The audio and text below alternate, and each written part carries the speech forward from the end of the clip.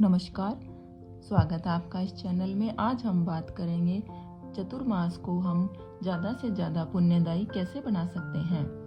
व्रत, साधना और सेवा के लिए चतुर्मास का महीना बहुत ही शुभ माना जाता है, लेकिन कुछ लोग भागदौड़ भरे जीवन में इतने व्यस्त हो जाते हैं कि इन कार्यों के लिए भी उनके पास समय नहीं होता।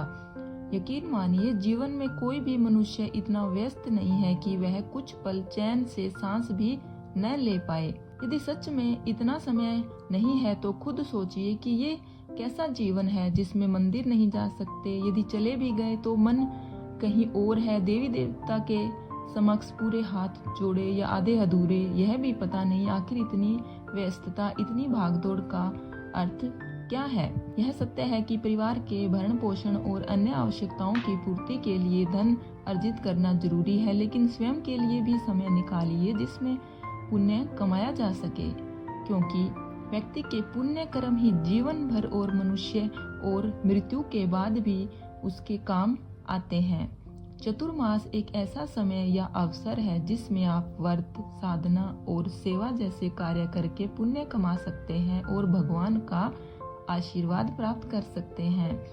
चतुर्मास श्री हरि विष्णु का यह एक प्रसंग से जुड़ा शयन भाव है जो आषाढ़ शुक्ल पक्ष की देवशयनी एकादशी से शुरू हुआ है। जिस तरह मंदिरों में प्रतिदिन रात के समय देवों के सोने के समय मानकर मंदिर के पट बंद कर दिए जाते हैं और सुबह भगवान को जागृत भाव मानकर मंदिर के पट खोलकर पूजा पाठ आरती की जाती है, ठीक वैसे ही चतुर्मास का महीना विष्णु जी का शयन भाव है।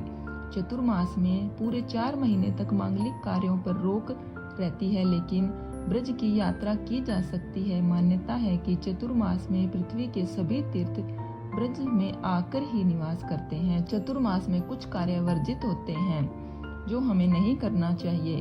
चतुर्मास में कुछ कार्य वर्जित माने जाते हैं, जैसे पलंग पर सोना, नशीले पदार्थों का सेवन करना, किसी अन्य का दिया भोजन करना, झूठ बोलना, दही खाना, मांस खाना, मूली, बैंगन, साग पात आदि का सेवन वर्जित होता है। चतुर्मास में देह की शुद्धता व सुंदरता के लिए परिमित प्रमाण के पंचगव्य का, वंश वृद्धि, संतान के लिए नियमित दूध का, कुरुक्षेत्र आदि के समान फल मिलने के लिए बर्तन में भोजन करने की बजाय पत्ते और पापों के क्षय तथा पुण्य फल की प्राप्ति के लिए एक मुक्त नक्त व्रत, आयाचित भोजन या पूरी तरह उपवास करने से व्रत ग्रहण वांछित फलदायक होता है। चतुर्मास आचार्यों, साधु संतों के लिए साधना और स्वाध्याय का माह है। चतुर्मास में धर्म, व्रत, पुण्य कामों को करने, प्रभु का स्मरण करने, हरि कथा सुनने की दृष्टि से भी विशेष माना गया है। इसलिए चाहे कितने भी व्यस्तता या समय का अभाव क्यों न हो, चतुर्मास में प्रतिदिन कम से कम 2 घंटा यानी 120 दिनों में कुल 220 घंटों का समय निकालना जीवन के लिए सुख, शांति,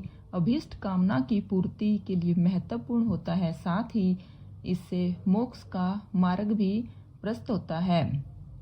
इसलिए चतुर्मास में हमें ज्यादा से ज्यादा श्री हरि विष्णु और माँ लक्ष्मी की पूजा करनी चाहिए। अगर यह वीडियो आपको पसंद आई है तो प्लीज़ इसे लाइक करें, कमेंट करें और चैनल को सब्सक्राइब करें। हमारे साथ जुड़े रहने के लिए आपका बहुत बहुत धन्यवाद। भगवान हम सब पर अपनी कृपा बनाए रखे।